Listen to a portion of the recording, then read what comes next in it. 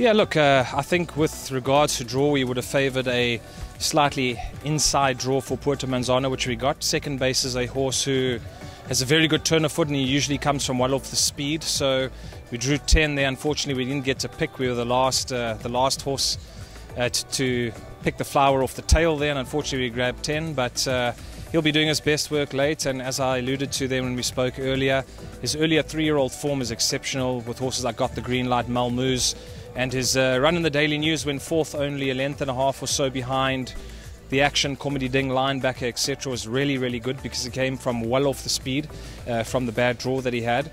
And unfortunately, he went a little bit off his way as a early 4-year-old, but we put a pair of blinkers on him last time, and he won a Group 3.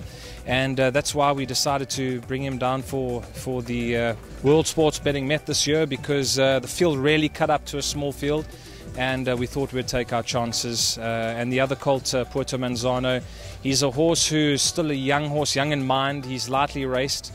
He ran in his run in the Group 1 Summer Cup. He had a very, very bad draw. And he had to do a lot of the donkey work committed from a wide position, and he just ran out of puff the last 50 metres, otherwise he would have been in the photo. And you know, between Johan and Lawrence and the gang, we're bringing 2 very good sprint fillies here for the Cape Fly earlier in the day, and we just thought, you know, we're getting a float down here, why not bring 2 horses for the Met and just participate in what I personally believe is South Africa's greatest race. Look, it's fantastic. Obviously we've been without crowd, without patronage for a long time, full crowd and patronage anyway. I think the Lomrans Queen's Plate, we had a half reopening during the week, and to feel the vibe on course and the owners and a couple of spectators anyway being back was really, really entertaining. Brought a great vibe, especially towards the after party and people celebrating in their private suites and boxes afterwards, which always has a very, very cool ambience and a special factor towards it. And I think at the Met this year it's going to be even better because the crowd is going to be much bigger. Personally, my racing box is next to Ashwin Reynolds, who's the owner of Comedy Ding.